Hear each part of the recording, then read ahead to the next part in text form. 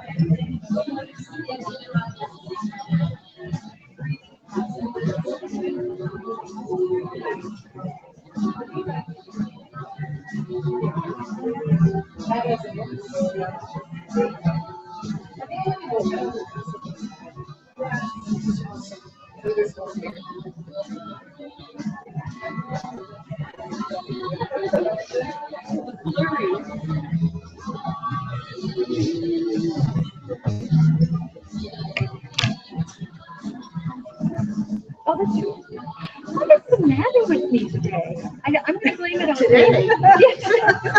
I'm going to blame it on the sleepy pill. Like, I thought I've got to have, if I have Kelley beside me, then I won't. Then you can't possibly make that happen. I'm going to hand it over to you. Martha won't take it. So those kids get from far. Like Troy an hour away. That's far by Nova Scotia. No, I mean that's a long way to go for an activity. This is on live feed, so whoever any schools are watching. Okay. Oh well, here Okay, we're talking. We're going to talk about the school. Right. Put this down so they can see Kelley. Kelley, you look about half. You look.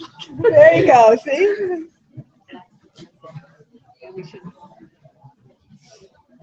Not this much bigger than they are. Just Yeah. you look like giant.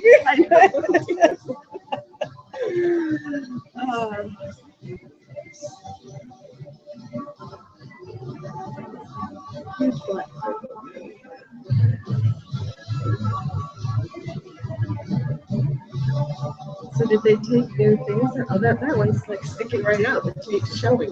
Oh yeah, that's something. We'll fix it quick. Did both of the people find theirs? Yes.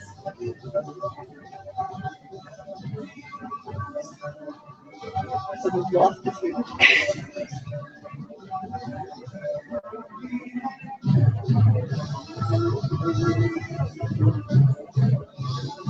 Stop yawning. I'm not sure why I'm yawning. But that went quickly, and that was great.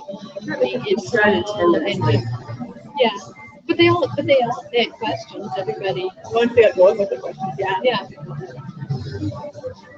What's our time? That's 1:55. Okay, so we're ready. Okay.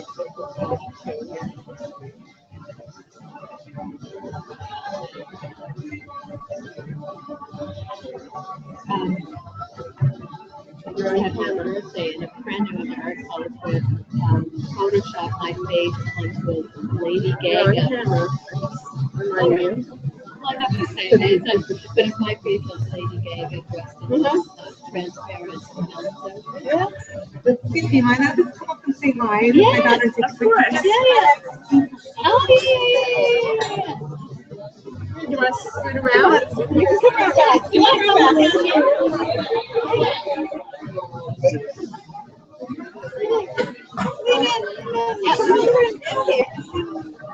There you go. You in there? Please.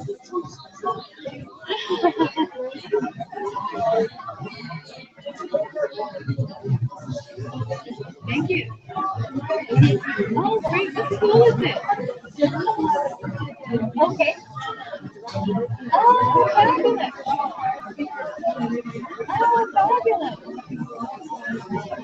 Good. Hi.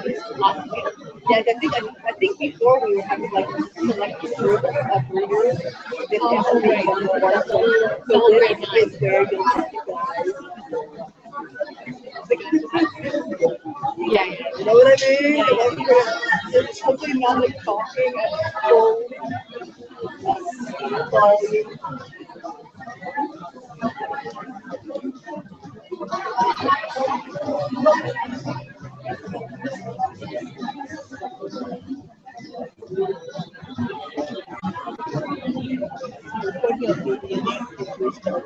There's a girl reading an I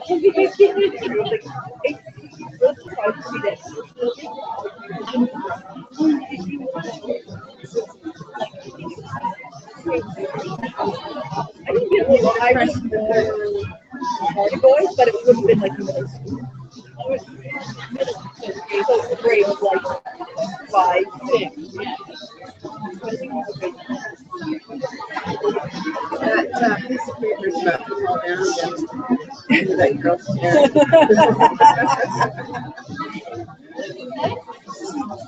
That paper tried to retake.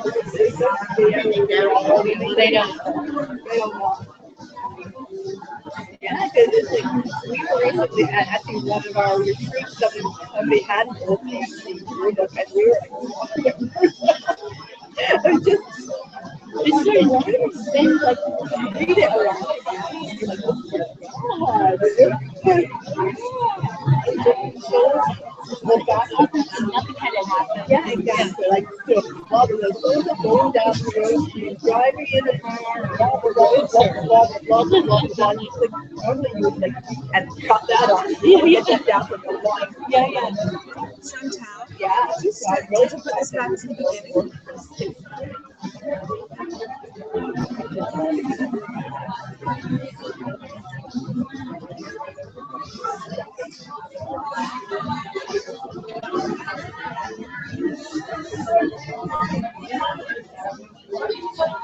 there you go. That's the best you can do. I think you're going to hear that.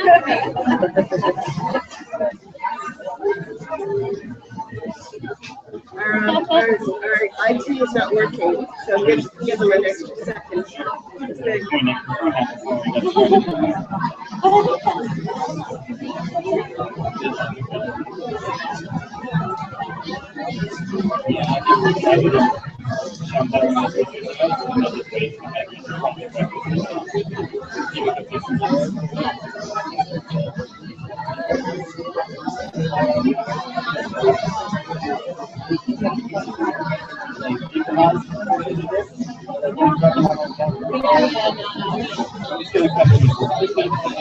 I'm glad we did this before everyone was waiting. Yeah. I feel like I should be making weird walking in the entertain them. It seems so boring right now. So what school are you guys from? Oh, this is playing back for you too. Okay, because we had them before. Yeah. This is so good.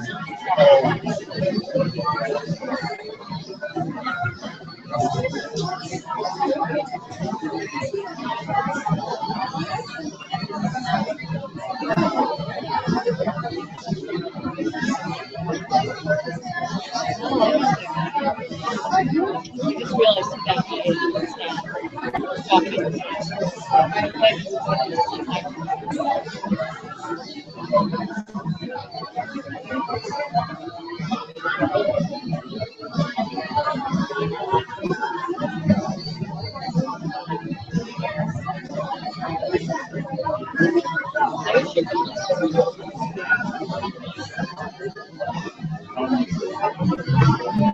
Thank you.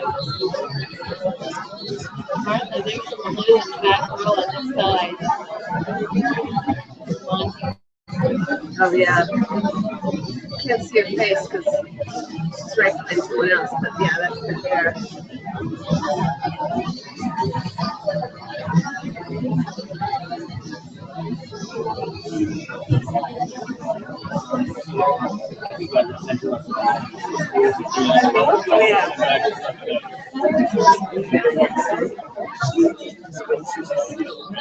Thank you.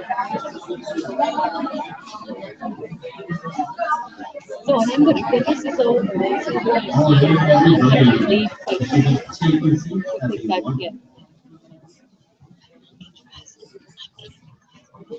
All right.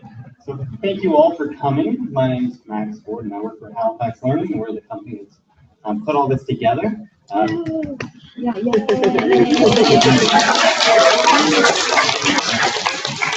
Obviously, you're not here to see me, so I'm going to keep this short. I just want to say that Halifax Learning is really passionate about literacy. For the last 15 years, we've helped over 3,000 students, just like yourselves, develop really strong literacy skills, and along with that comes a lot of confidence. To keep this brief, as far as I'm concerned, reading and books and literacy opens up so many opportunities, brings so many worlds, makes every world possibility, every world a possibility. So to have these three authors who spend all their time creating new worlds for you to have adventures in, it's fantastic and a privilege for us. So without further ado, to my left is Vicki Grant, who you probably read some of her books in your classrooms. To her left is Kelley Armstrong, and to her left is Marthe Jocelyn. Please give them a round of applause.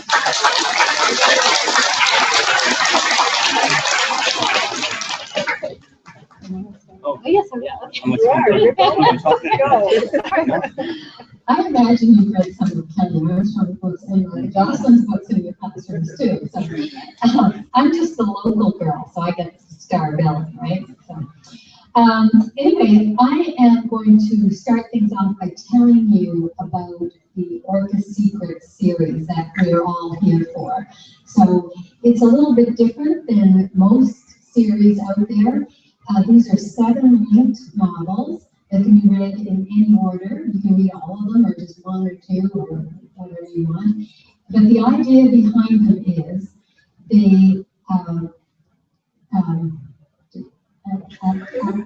you think I haven't done this a million times. We can do this for you. Here we go. Here I go. Okay. It's 1964. All the books have the same premise. They start, it's 1964. And there's an orphanage in a place called Hope, Ontario, and in the middle of the night, it burns to the ground. And happily, all the girls survive, but there's no building there anymore. So the younger girls are fostered out, but that leaves 7 older girls, all between the ages of 16 and 18. And the matron at the orphanage, Mrs. Hazelton, takes each of the girls aside individually and tells her, there's no place here for you anymore at home. You have to leave. And she gives her, each girl, a little bit of money and also does something that would have been illegal back then. She tells each of the girls a little something about the girl's past. So the girl is going to get a clue as to who her birth parents are. So, and then each of us went off and wrote a novel from the point of view of a specific orphan. So that's the backdrop to Secrets, and I'm going to pass it to Kelley Armstrong, who's going to tell it about her book. They're laughing because I get it wrong every time. You actually got me. There's the book. Okay. So my book is The Unquiet Past. When Eric Walters contacted me to join this group, I knew about his 7 series. I knew that they were all adventure stories and did not have any fantasy elements, any supernatural elements. And that's normally what I do. But I said, don't worry, I can write a book without any of that in it. And he said, no, we'd like you to put some of that in. We want everybody in this group to do what they normally do. So for me, it is horror and it is some elements of the paranormal in it. In this story, my girl is Tess. Her secret is that she gets an address. This address leads her to a house north of Montreal. And it's taken her a long time to get there. She's basically just setting out on her own. She doesn't have Google Maps, cannot look this up. She's just going by train to Toronto, train to Montreal, trolley up as far as she can. But after that, there's really no form of public transit.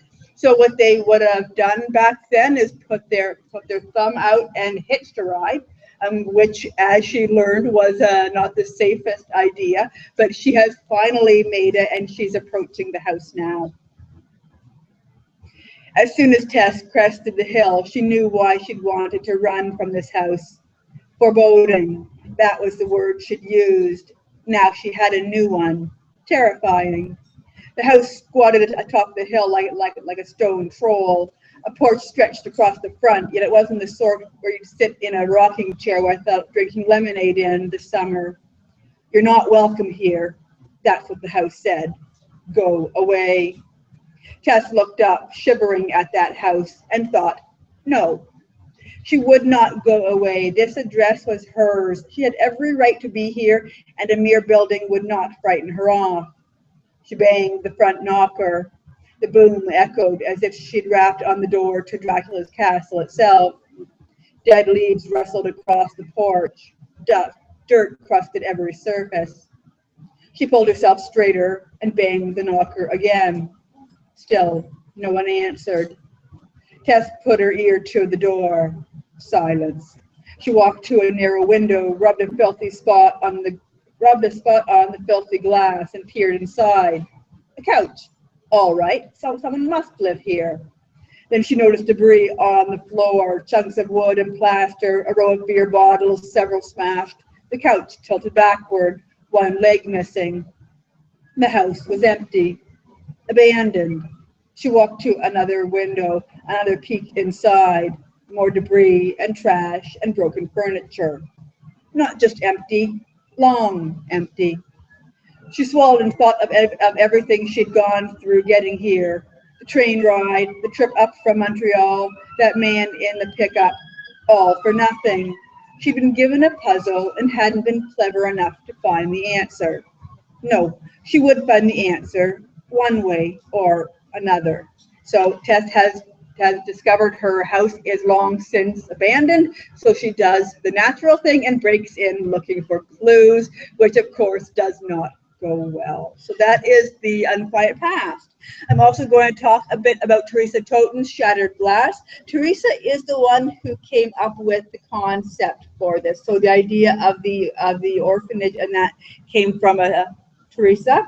Her girl, Tony, has been in a fire before. She has nightmares of fire and shattering glass, and she has scars on her body from broken glass and no idea how she got these.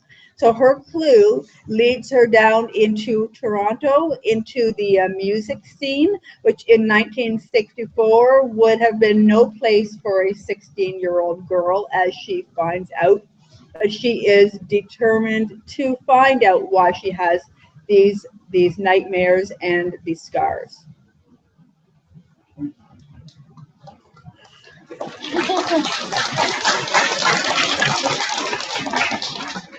So my book is A Big Dose of Lucky, and my character is a girl named Malou, and Malou is obsessed with reading about orphans. She wants to know somehow from somewhere what orphans do when they have to face trials in the world. So she's read a lot of books that have orphans as the stars.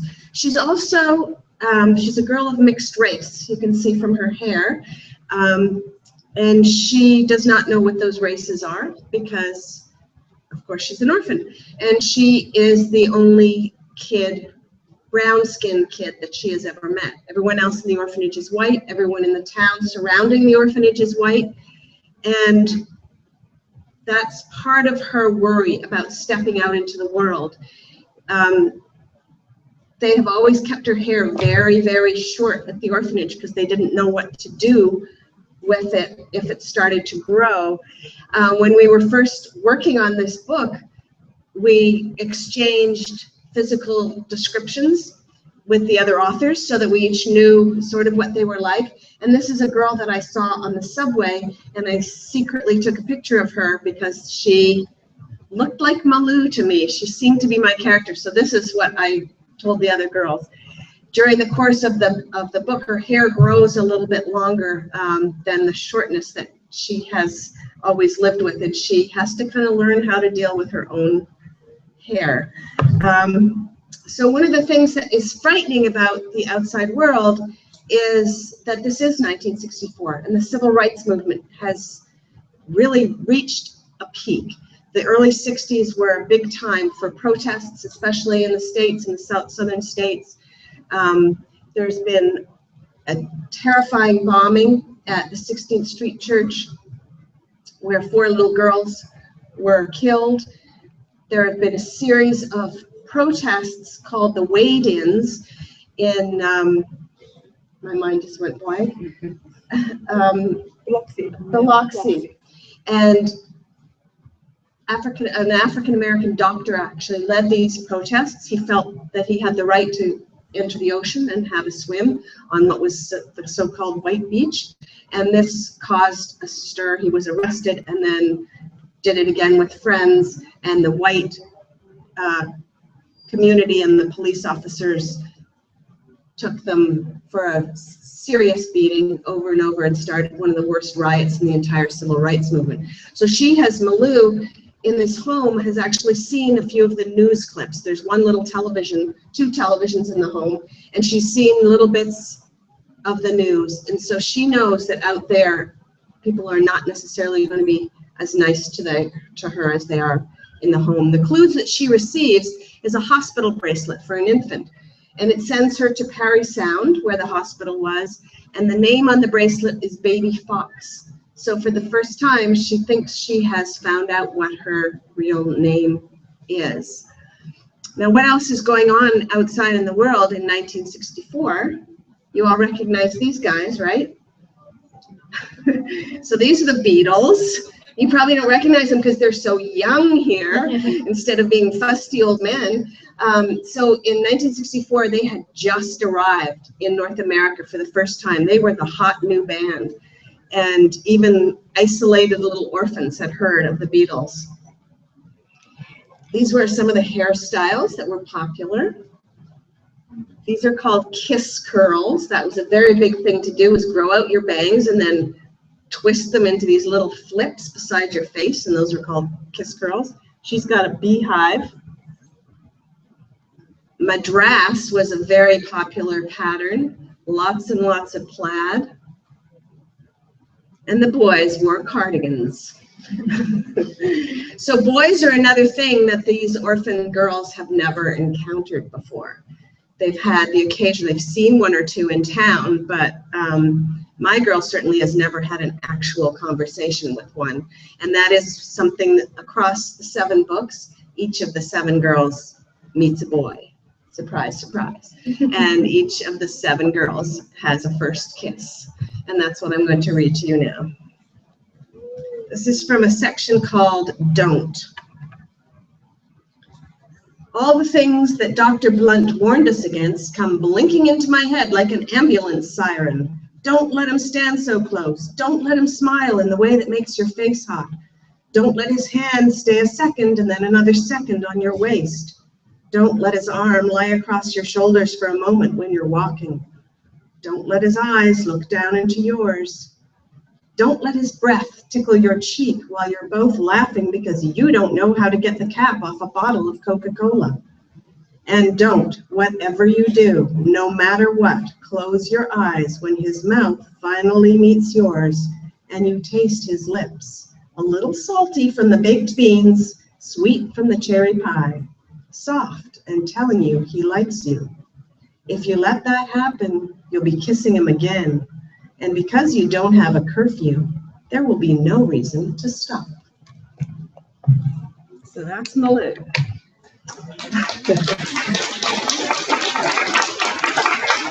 So I'm also going to tell you about Kathy Kaser's book called Stones on the Grave.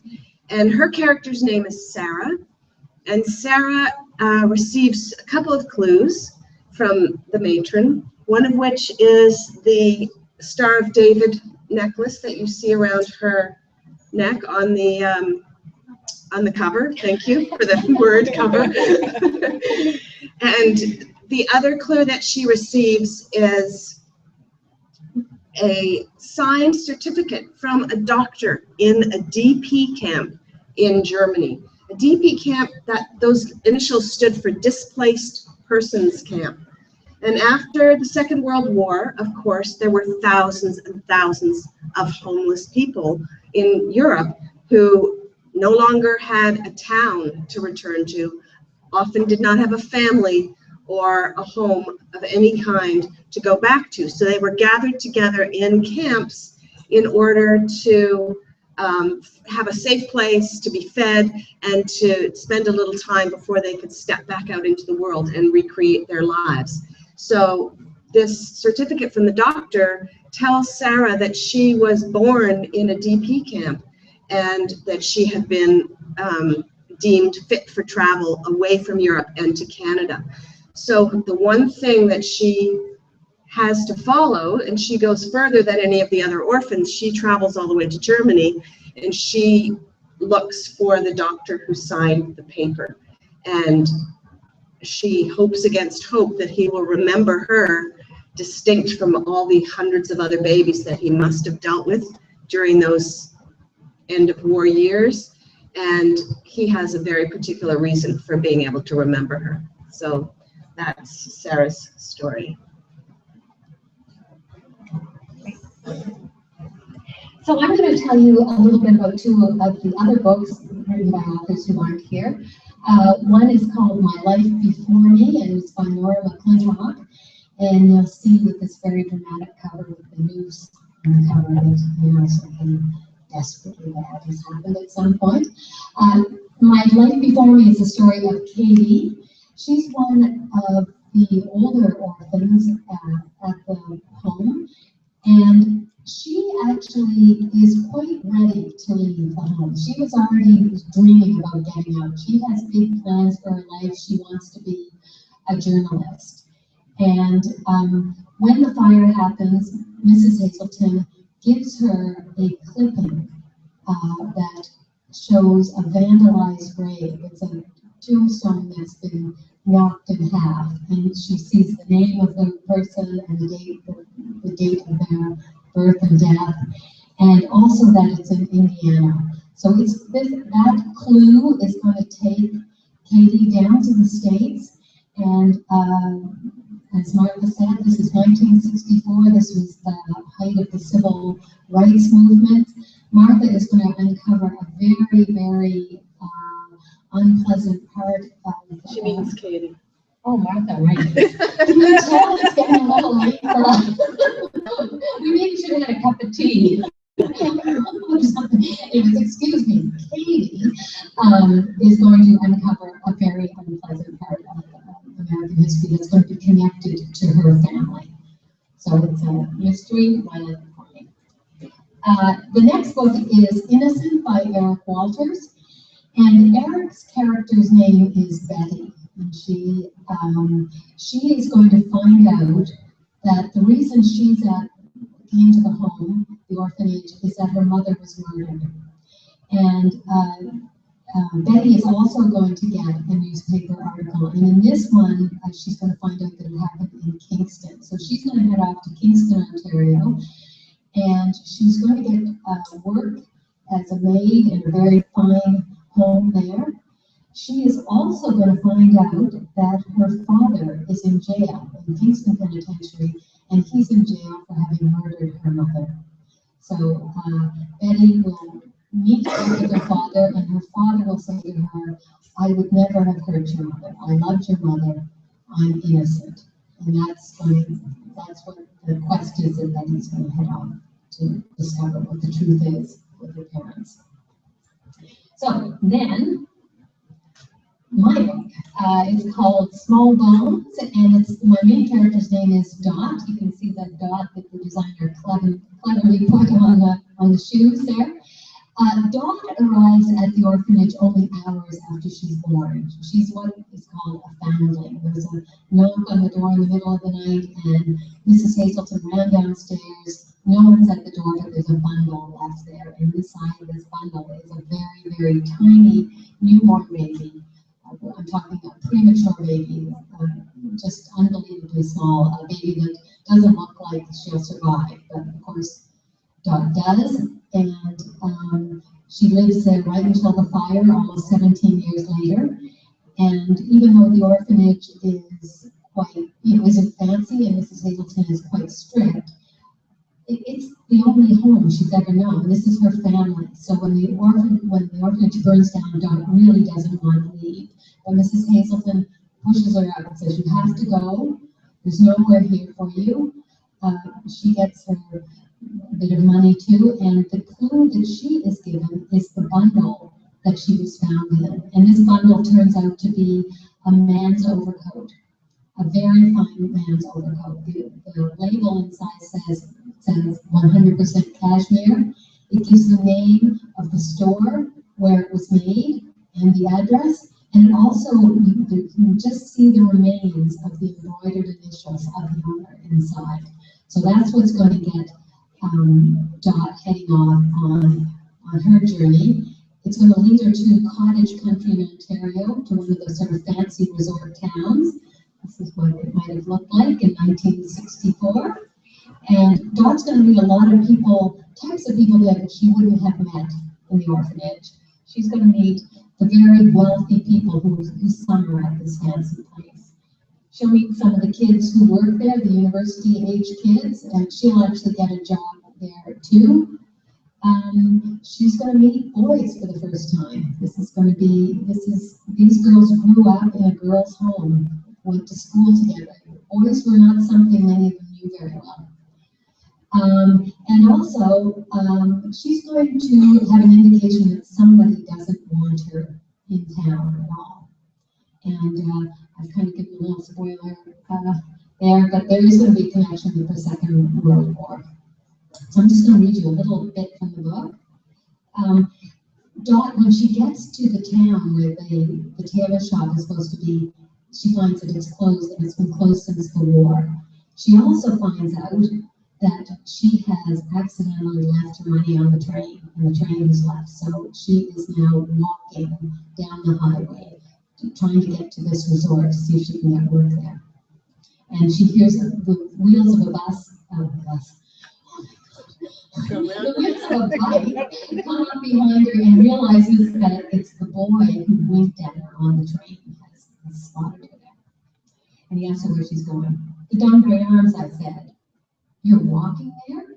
I was apparently weak in the head. "In kitten heels?" That almost made me laugh. I mean, a boy with messy hair and wrinkled chinos actually knowing what kitten heels were. So maybe I smiled a bit.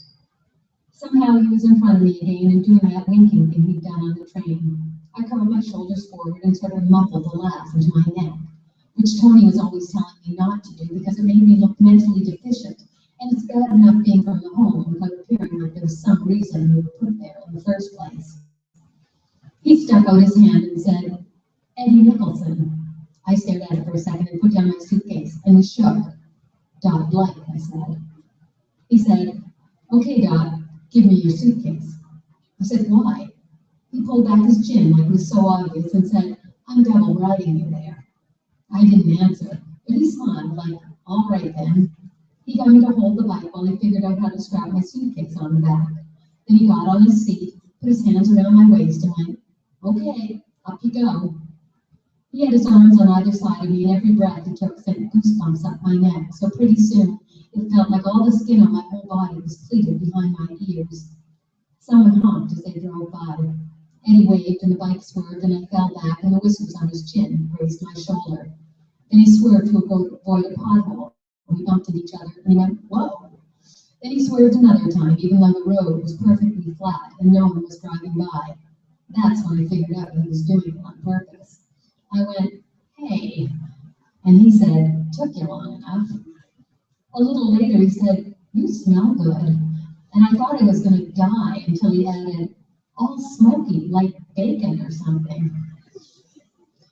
I was afraid he was going to realize I was one of the orphans who had escaped the fire and go home and drop me on the side of the road right then and there, but he just asked if I wanted to split his malted milk.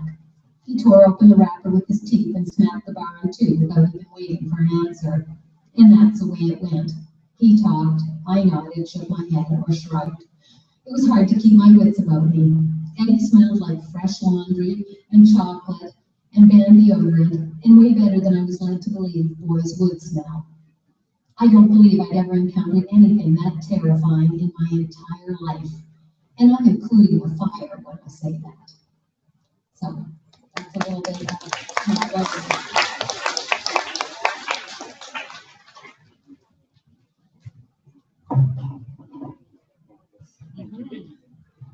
All right. Thank you, Vicki, Kelley, and Marthe, for reading from your books and telling us a bit about the whole secret series. We're now going to enter our question and answer session. So before we start, I need to correct a mistake I made. I forgot to welcome a few schools who've joined us from other provinces. We have Summerside School in Prince Edward Island, and we also have Forest Hills schools in St. John's. Just turn that around so that they can all Yeah, you wave. should all wave.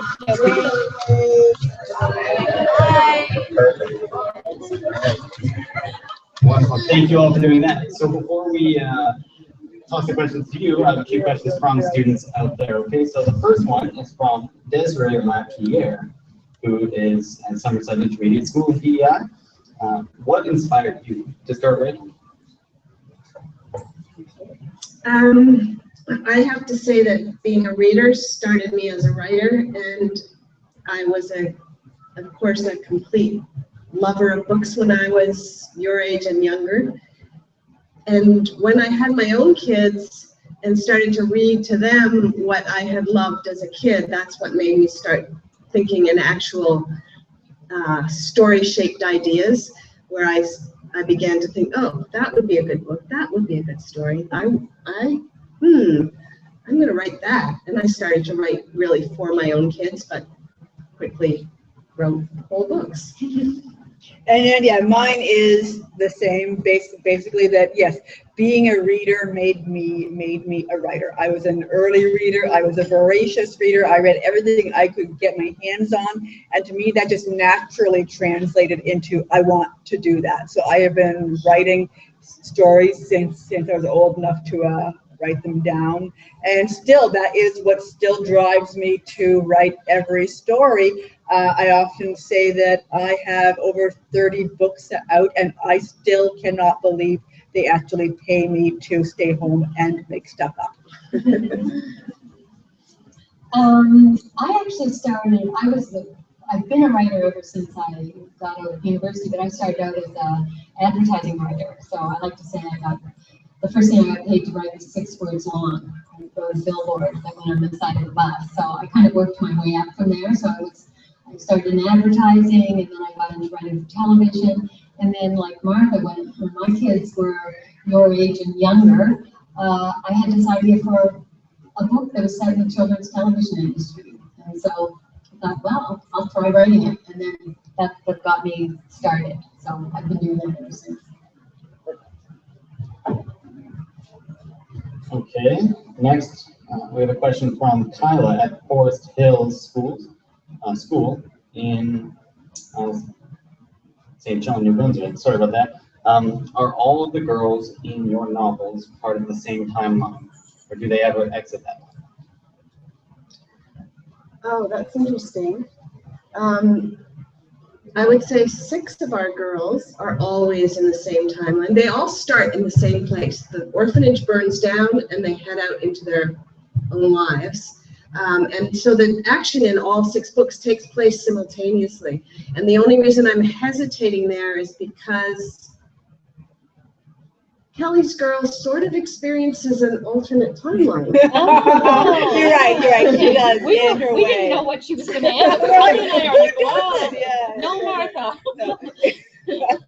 Yeah. So for the actual timeline of the main events of my book, it takes place in like less than a week. But my girl has an ability, and that ability allows her to catch glimpses of the past. So it does slip into a different timeline there. See?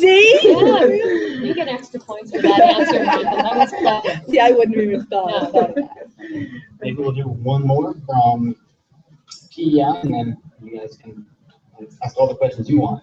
So this is from Claire McNeil, and she asks, what makes your individual books unique from the rest in the series? Paranormal. That's the easy That's the answer. easy answer.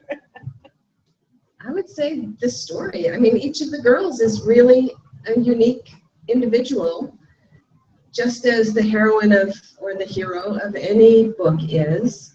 And we worked really hard to give each of them a singular voice, and I think we've done a pretty good job.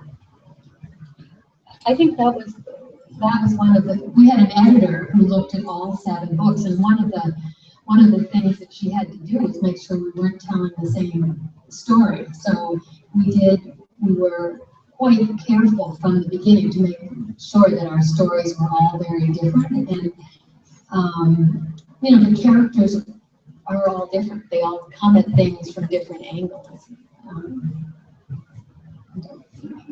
I don't know if we can answer it more than that. I mean, Martha's character is mixed race. My character is sort of the young, kind of scatterbrained one, much as my role in this panel is.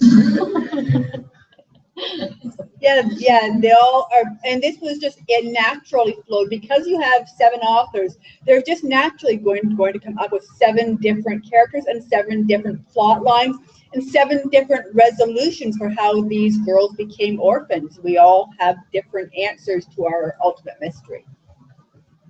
Very different. So does anyone in the room have a question? Yes?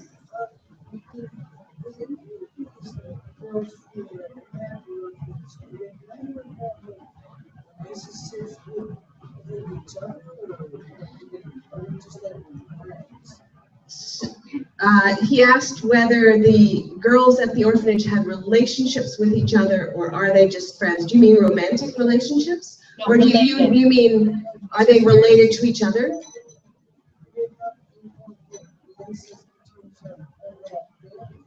Like sisters, Oh, brothers, anything else. whether they're connected historically. Their family. No, well, actually, I shouldn't really say a definitive no, but it is a definitive no. I want to, keep as many mysteries about the stories as possible. But no, none of the girls turn out to be related. Right. Yeah. Yes. She asked, how long does it usually take to write a book? And the answer to that varies so much, from 3 weeks to a year. But for writing these particular books, we had from the initial planning, where we got together and had dinner and decided, what does the matron look like, and who owns the store in town, and where is the bus station, and that kind of stuff. We each had to write an outline, which not all of us was comfortable with, but we wrote the outline and then we shared those among ourselves so that we sort of knew what each other's characters was planning to do. And then from then on, we just wrote as we could.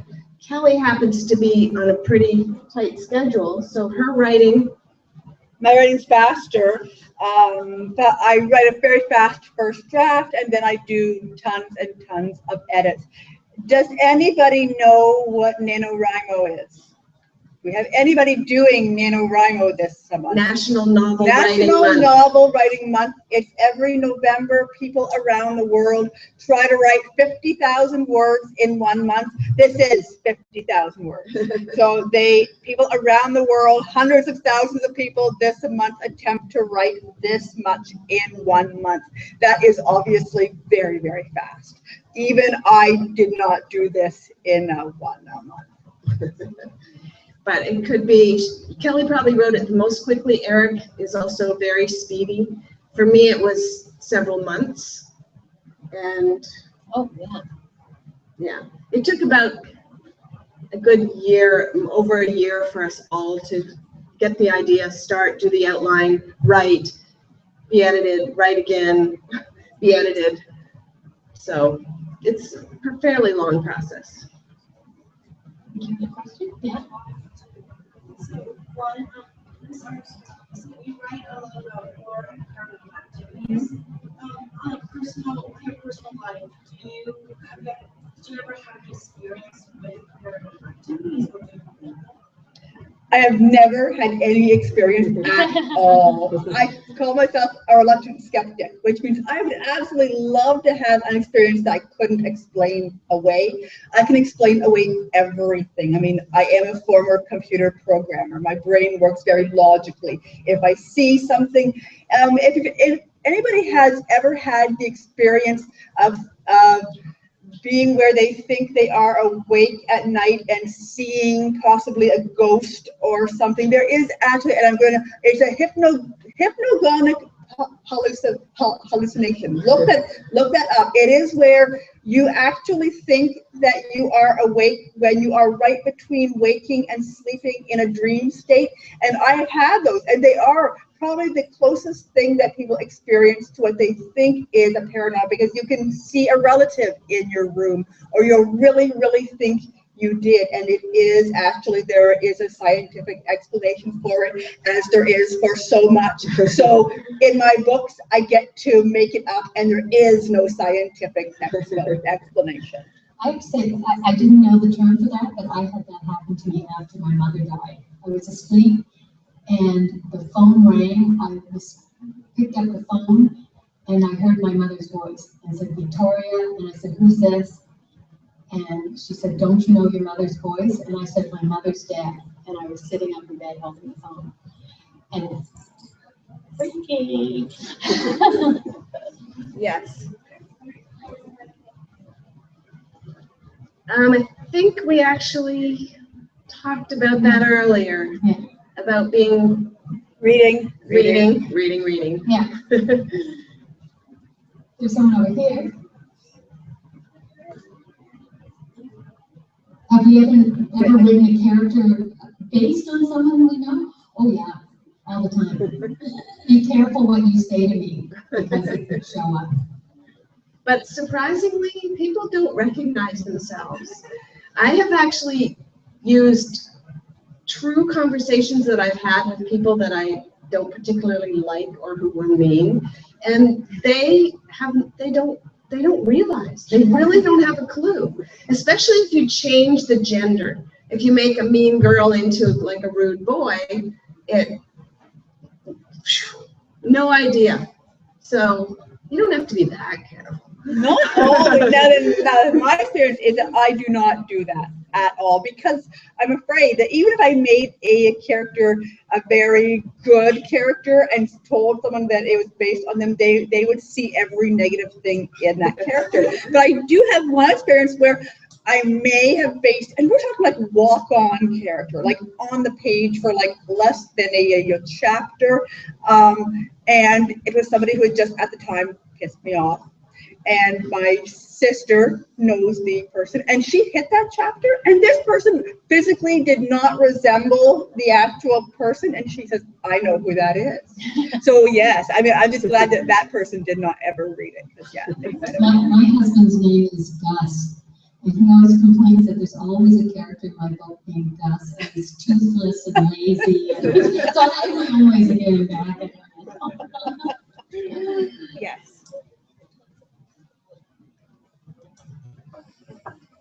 What are our favorite types of genres to write? Yeah. I write a lot of different books because I write and I also make the pictures for board books and picture books, as well as writing for chapters and teens and nonfiction and craft books. But I think that I really like the book that I'm working on at the moment, whether it's this moment or the last moment or the next moment. It's the book that's in process is the book that I like the best, and it really, I can flip around and just, it's a relief to change and to do something a little different every time. For me, that's the answer. My favorite overall general genre is thrillers. Whether I'm going to put paranormal in as is in here or not.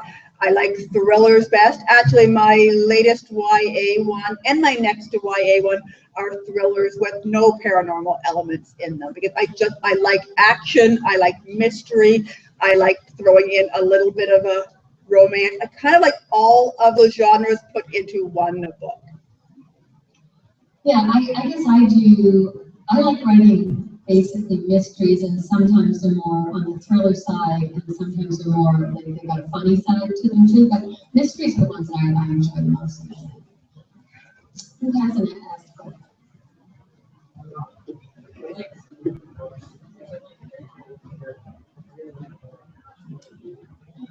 Do we have a character that we really like or we absolutely hated in our own books? In these books, I guess, yeah. I can not in this book, but I can tell you, sometimes you're not always aware where your characters come from. Right? I have several times finished writing a book and realized, oh, that person is based on so and so. So in this book, Eddie actually is based on my boyfriend from high school. I actually went to Clayton Park many moons ago. He's an old man now, but anyway, you wouldn't recognize him. But in my first book, I had this bad, you often need a bad character in a book, and it was a man, a little old, odd little man, and I realized later that it was based on my grandmother.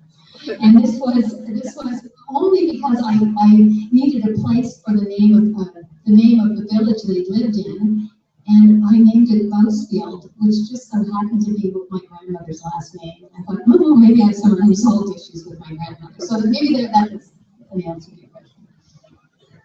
What about nobody else? Characters that we love, hate. There are always characters I find that the ones that I'm most interested in are the most complicated ones, so I love writing those characters. There are the characters that I create as an antagonist too, and they're intentionally meant not necessarily to be a villain, but to be up against the main character. And it's fun to have those characters at least initially appear to be your classic bitch or your classic jerk, and then showing that there's actually more to them as the story goes on. This guy's been trying for about half He's an been hour. trying, okay.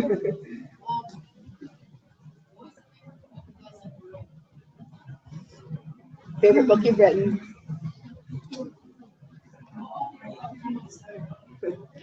Okay, I'll go first because mine is always the one I just finished because it's the brightest and shiniest, and I hope that it is my best and nobody else has read it to tell me it's crap. I tend to agree with Kelley on that one, but there is one that I mentioned this morning in this morning's session, which is one of my nonfiction books, which is the history of the Foundling Hospital in London, England, which is an orphanage, weirdly enough, that lasted for 200 years. And I wrote a history of this place.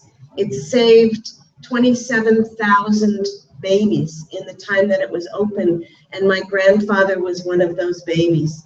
And I didn't find that out until years and years after he had died. He had no idea about his own parents, and I started to do research, and I found out about who my great-grandparents were. And so that book has a very warm spot in my heart. I guess I would say, I'm going to say the opposite. I'd say that, well, just to be Devil's advocate. yes, but I guess my first book that I wrote sort of had the warm spot for me because I kind of wrote it on a whim. I just thought I could go back to the other type, the television writing I was doing. But when I wrote the book, it felt like, oh, this is the type of writing I should do. And like a lot of people, your first book is often autobiographical. You're often just fictionalizing some aspect of your own life, and I think that's what I did. Unknowingly, I wrote a story about what it was like when I was 12. So. Yes. that I ever read. I hate that question. I've read too many books to pick a favorite. I really, truly can never answer that question very well at all. I'm sorry. My answer changes depending on my mood. So favorites, I can name several. Jane Austen, Pride and Prejudice. Okay, that was Richard Adams, Watership Down, and Stephen King's The Stand. Okay. 3 very different books. And I don't think I have a favorite book either, but when I was about your age, I read a book called Of Human Bondage. It's a great big fat one, and it's about a doomed love affair. Oh, it's fabulous. It still is good. I got my daughters to read it, and they both liked it too. I think there's a question way down there.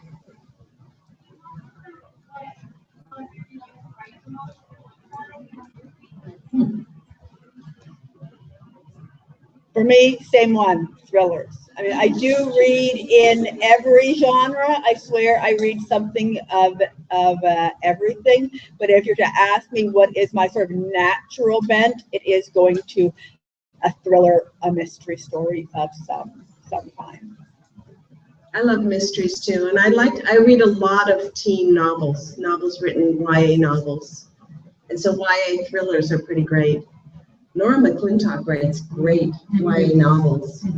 I mean, YA mysteries. She's one of our 7, so. I really like mysteries too. I like the adult fiction I read. I like sort of, I'm not sure if you call it, I guess literary fiction, but I also at the moment am really loving anything to do with the Second World War, which kind of comes as a surprise, but I find that a very exciting period in that I write for teens, and reading it now with the understanding that that war was fought, as most wars are, by teenagers. It's really, that's what really strikes me now, these very young boys going up to do incredible things. Yeah.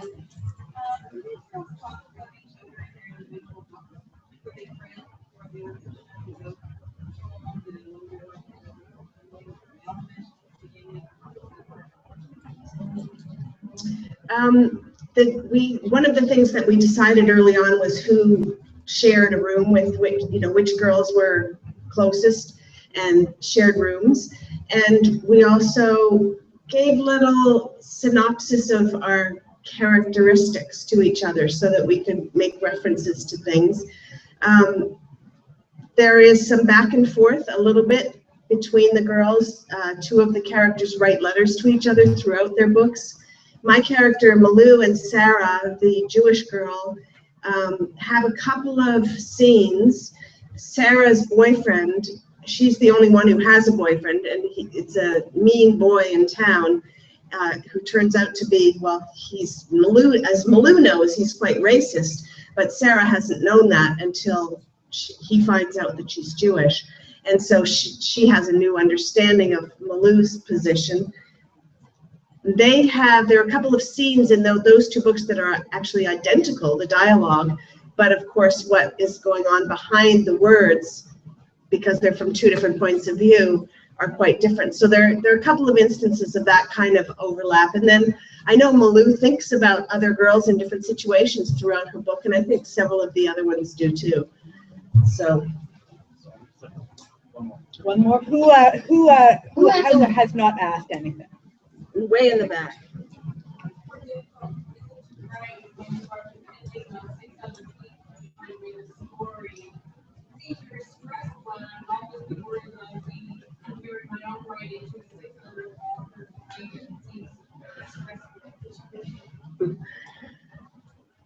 Yeah, when I found it agony at first. I kind of liken it to, I don't mind losing a game of singles tennis, but when I'm playing doubles tennis and I'm losing it for the rest of the other person, and so I was worried. I found it nerve-wracking, the idea of it.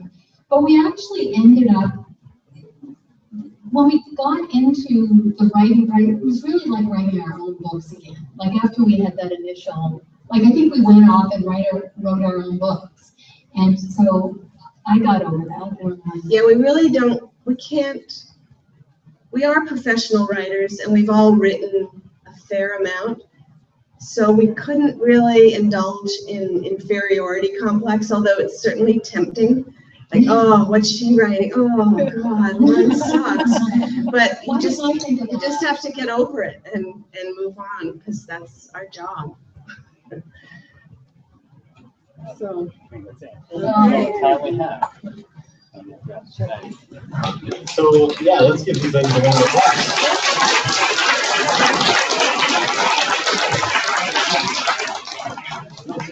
Last minute things. I want to thank everyone for joining us. For junior high, thanks for showing up, because it's just you guys. I also want to say a very special thanks to Kelley Learning, helping me coordinate this. It was a very good.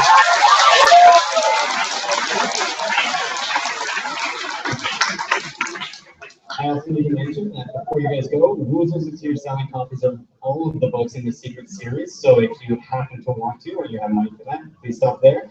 Also look under your seats, because 2 seats have notes on them. And if you find a note, you want a copy of each book these ladies wrote. They're down there, guys. If you find one, you can come up here to me.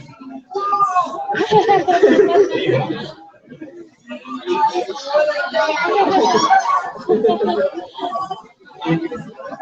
If it's on empty chair, whoever finds it first can. Check the empty chair.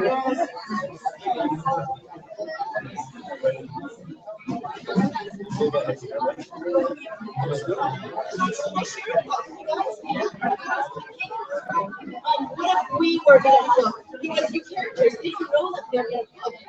How can you be sure that you were going to look? I know, exactly. very good question.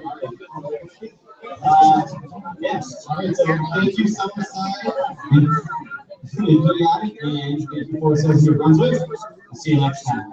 Everyone else, thank you so much for joining us. Please stop by the Woozles table.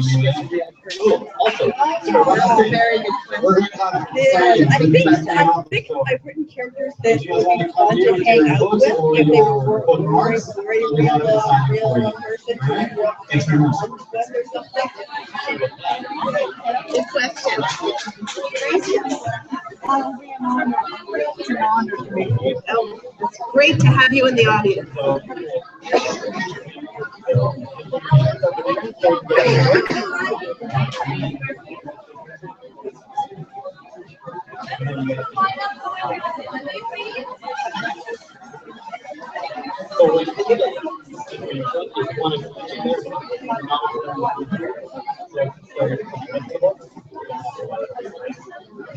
We're also going to be sending a forward section. Oh, and actually, I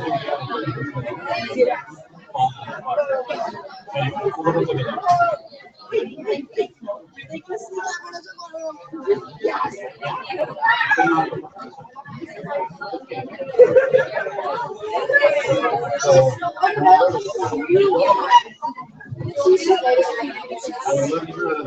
I got 4 others from our previous one.